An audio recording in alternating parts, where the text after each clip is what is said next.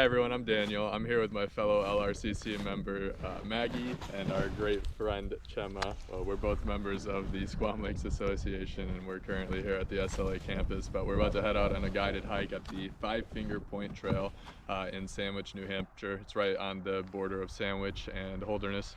It's a 2.7 mile hike with only 300 feet of elevation gain, so it's a moderate level hike if you're not used to distance walking, but if you are and you want to get out and do a hike that isn't too steep, this is the perfect one for you, and you'll get some great views of Squam Lake while you're at it. Before we head out on the trail, we're going to talk about some of the things that are always a good idea to bring with you on any hiking trip. If you're already an experienced hiker and you know all of this and you just want to see what the trail is like, feel free to skip to this section of the video. Without further ado, we'll get into some of the 10 essentials of hiking. So first, you're going to want to make sure you bring navigation of some sort, so a map, have a compass in here, anything that'll help you find your way if you get lost or if you're out for a while.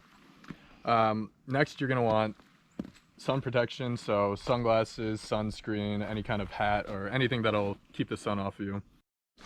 Next, you're going to want to make sure you bring lots of layers, especially when it's cold out. It's a little under 30 degrees today, so it's nice to be able to take things on and off as needed to kind of help regulate your own body temperature. You'll want to make sure that you're wearing things that aren't made of cotton, because those absorb a lot of water and sweat, and you'll want to make sure you have a rain-resistant outer layer as well.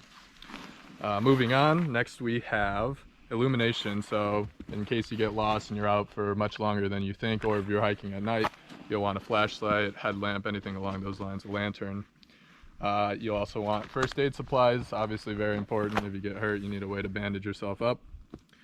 Fire, so any sort of fire making materials, lighter, matches, fire starters, have all of those in here as well. Next up, we have a repair kit, so I just have a multi-tool. It helps you repair any sort of equipment that you might have in case it gets beat up on the trail. Next up, obviously you want some nutrition. We have a shorter trip, so I just have some peanuts and a granola bar. And obviously you will want water as well. You'll go through this a lot quicker than you think. And if you're really going for a long backpacking trip or something along those lines, you'll want to bring some sort of water filter.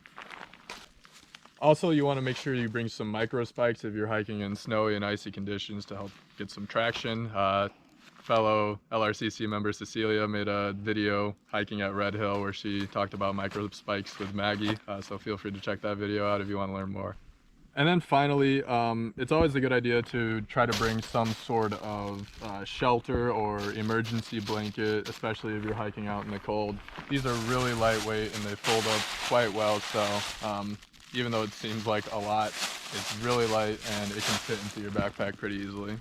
And finally, the hunting seasons in this area can be a bit sporadic, so it's always a good idea to wear orange so that you're completely visible. Alright, so we're going to go ahead and get started. This is a really beautiful hike. You get some great views of Squam Lake while you're on it. It's only 2.7 miles, so if you're looking to step it up from a shorter hike or get into hiking in general, this is a great way to do it.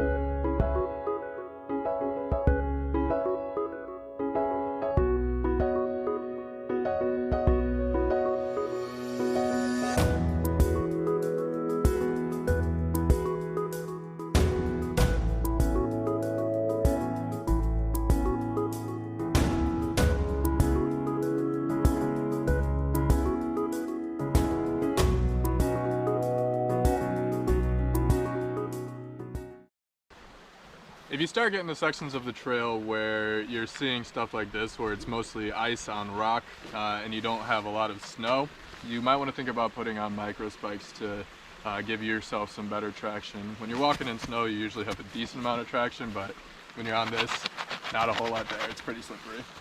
So with the Five Finger Point Trail, you have a lot of ways to customize your hike. It's a part of the Rattlesnake Network, so you can just go out and do the Five Finger Point loop and go back and that's it, or you can decide that you want to do part of the West Rattlesnake Trail, for example. A lot of different ways to do it. And a fun fact, Maggie is actually the person that made these signs.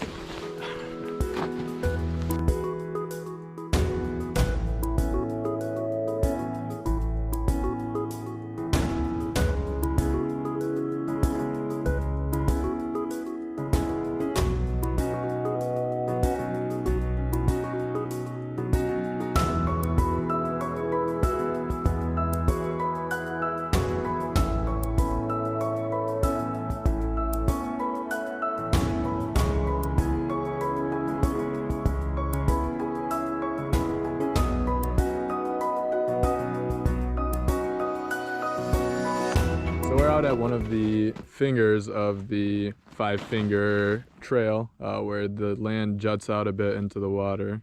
It's perfectly okay for you to walk out here, and in fact, if you do, you'll get some phenomenal views of the area. Just remember while you're doing so to try to stay on the trail. Another thing to note is that while the water is starting to freeze over a bit, it's not a good idea to go out on it, especially if you're not familiar with ice safety. It's definitely not thick enough to go out on right now, so we'd ask you to stay off the ice.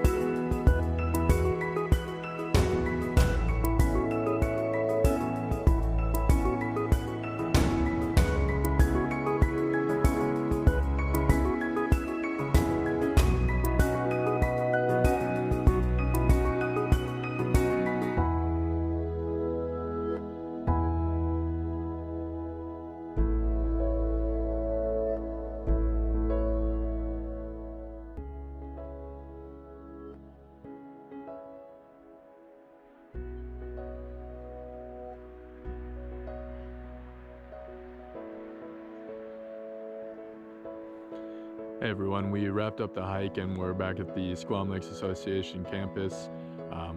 We had a great time and we hope you enjoyed the video along with us.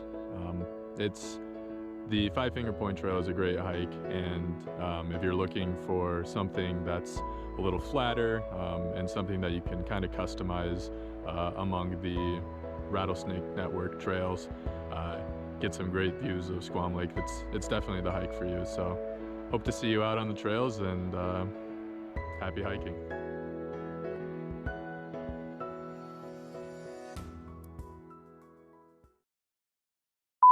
It's important to remember to stay hydrated on the trail. Unfortunately, we have plenty of frozen water right here with us, so if your hiking partner is looking a little thirsty,